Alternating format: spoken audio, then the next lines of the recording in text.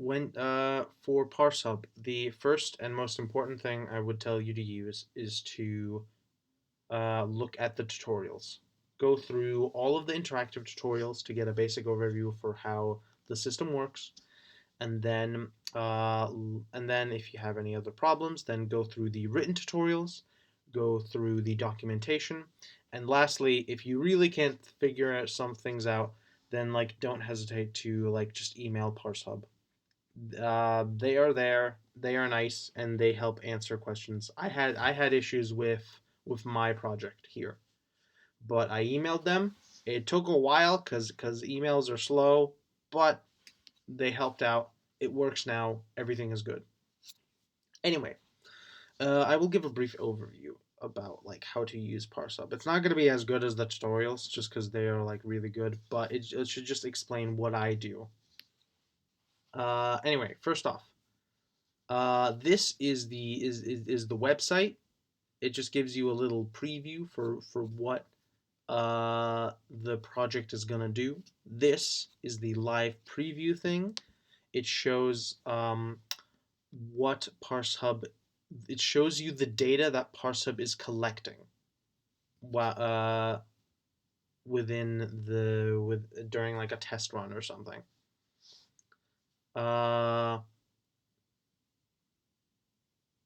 Now, the first thing is that for a website such as IMDb Pro, I won't you won't normally just see the homepage, or at least ParseHub won't see the homepage.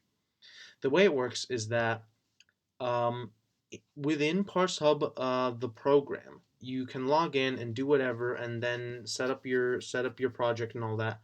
But when ParseHub runs the project itself, then ParseHub, it doesn't use the login that you were using, or how should I say this? It doesn't use the browser that you were using to log into ParseHub. So what this means is that when ParseHub is running your project, it will start from the IMDb Pro login screen, meaning the very first thing you gotta do is you have to add in things to let ParseHub automatically log in, which can include what's it a CAPTCHA as well, which ParseHub can solve CAPTCHAs as well, which is useful. So you'll have to click on the buttons, click each whatever, go on, so forth, do the thing, and so that ParseHub could then log into the account to start the parsing.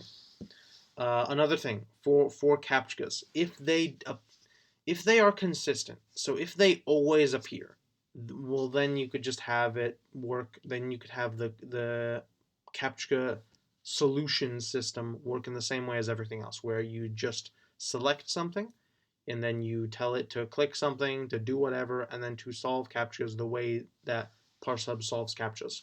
However, if it is inconsistent, if the CAPTCHA only appears sometimes, well then you'll have to do a conditional. There's a tutorial for conditionals and how CAPTCHAs work, but basically I just mixed the two together, where I had a conditional where ParseHub reads the text on the website, and then if it was the same website, so here is the specific expression that ParseHub uses to check if the text is the same as the text that you want. So in this case, I did solve this puzzle to protect your account, since that's what IMDb Pro uses um, for their CAPTCHA pages. So then, if ParseHub finds this text, then it goes on to select the CAPTCHA to then extract it and then solve it and then so on. It's a bit complicated. It's a bit of a mess, but it works, and that's all that matters. Also, next up, um, for ParseHub is that you should separate your templates. Now what is a template? These are your templates. They are they are like the program that Parsub goes through to collect data. So the main template is the one you get first, and then you make more. Um, Usually, you go to a next template by having ParseHub. Usually by selecting some part of the web page, and then you click on it, and then you add an option to go to a new page, or then you tell ParseHub that you are going to a new template. So I didn't do that here. I did something slightly different, but you can get the idea. After I have Parsub login, then I have Parsub go to template main page after going through this whole login mess. The main page being the template that I use, which corresponds to this main page that you're seeing right now. Now, um, Now, what I did next was I had ParseHub select the page. It then hovers over this selection, people. It then does the hover command, where essentially ParseHub leaves a cursor over this so that you see all the other selections. And then I had it click on one of these selections. I don't remember which. It was probably actresses, and then it clicks on it, and then it goes to the next template, filter. Oh, and by the way, I forgot to mention this. For ParseHub, you should. There are two ways of.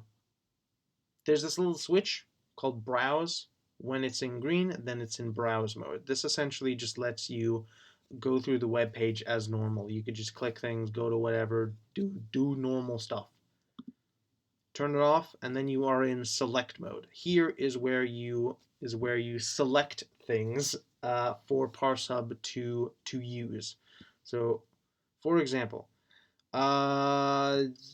if you want ParseHub to like click on like the people on this tab called people, then you would have to be in select mode. You would have to add a command to select, and then you would have to click on select itself. Now, uh, next up I did was I have this template called filter, which just inputs this filter into this discover page. This is just where I find the contact. This is where I just find like the names and the pages for the actresses that I'm trying to collect data on. So I have another conditional. If the number here is not equal to that number, then I select the range. So as you can see here, I'm clicking on this thing, and the thing in blue, that is what it is clicking. It then inputs the number I put there, that's 1, then the second one, and then 10,000. I just did that just to filter out people with a specific star meter. So I only have star meters of up to 1 to 10,000. Next up, I then click on selection 5 and selection 6. I don't remember what those were. I don't remember what those were, or probably something specific. I don't remember. I want to say it was save filters. I don't entirely remember, unfortunately. Um, then afterwards, it then goes to actor list, because again, you do need like several templates for this stuff. Because if you have a template for making the filter, and then a template for doing the actor list, so then for collecting the names and the whatevers of the actors, then it's not gonna go well. There's gonna be problems. It will cause issues, and things will slowly crack into. You should make them separate, because ParseHub use the. Let me explain this to you better. If you don't make these separate, if you make filter and actor list the same page, the same template, because it's on the same page. Oh, why not just do that? Then that adds more. Then that just makes it a bit more complicated and weird, and then can cause issues. So, um, So what I mean is that when Parshub collects the data from one actress, collects it from Eve, for example, and then Parshub goes back to the previous template, then efficient. So it's not good. It can cause problems. I did it this way before. It was very bad, and it made things it wasn't very good. Like it just kind of broke things. And just don't do it. Just don't do it. It's not a good idea. Now for the actual collection of the actors' names and so on. Uh, what happens is that first I have parsub scroll. That's just so that it can collect data from like all the people that it can see instead of only collecting the data from like the first 3 people that are on the page. You gotta have a scroll thing. Then it selects the actor. Then it extracts their name. Then it clicks on it, and then it goes to the next thing. Now, it would go through all of these, collect their stuff, go to the contact template, and then when it is done with all the ones in this page, then it then goes to then clicks the next button, which then clicks it and then goes to actor list again. So it just does it again. This is something called what's it? Pagination. Parsec has a tutorial about this. It's just for like next page buttons, so you can collect things on from multiple pages and so on. So that does that. I'm gonna click on Eve's page to show you how the contact page works.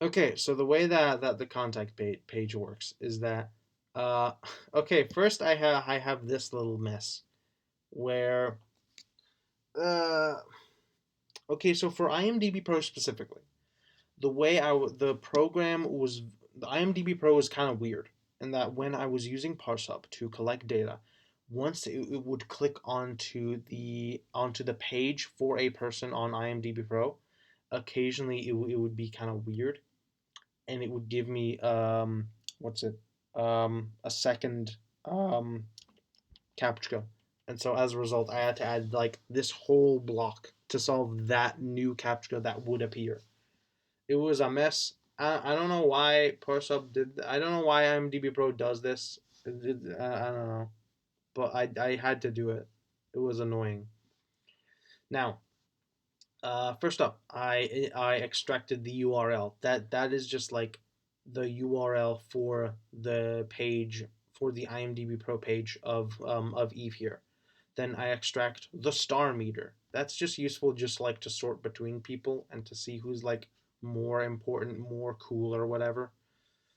Um, then I just go through each of these things. I go through selection. Now, selection here, it means like all of the contact, like how to describe it, the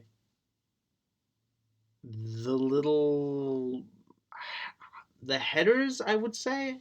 I'm not sure how you would describe this, but like just like this gray box that says talent agent, for example, or this one that says manager, or this other one that says talent agent voice. It just goes through all of them, and then it looks, and then it does a conditional, sees if the text is the correct one. So does this one say talent agent?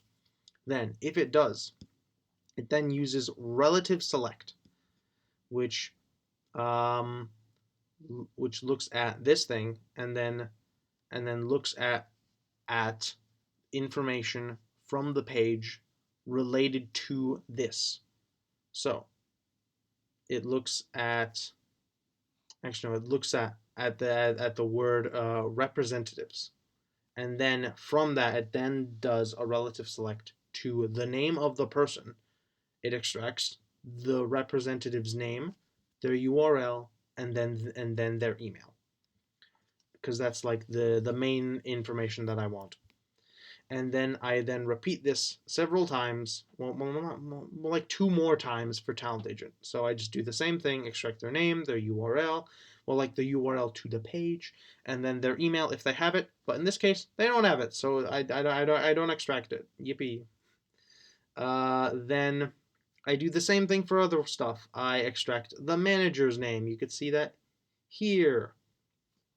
I extract the publicist information. It is over here. I extract their name, their email, their URL, and so on and so forth. And I do this for everyone. And then that's essentially it. Lastly, I would say that what else? Oh, here's how to test ParseHub out, like to test your program. There is this option for test run. This is just like it is you main test run essentially lets you manually go through the program and shows you how ParseHub would go through the page that you're going through and collect all the data that you're going through. Again, just like going through the program. You can see here it tells you how it works. Press play, skip the thing, blah, blah, blah, so on and so forth. It's not too difficult to understand. Anyway, I think that's the last of it. So I hope this helps you.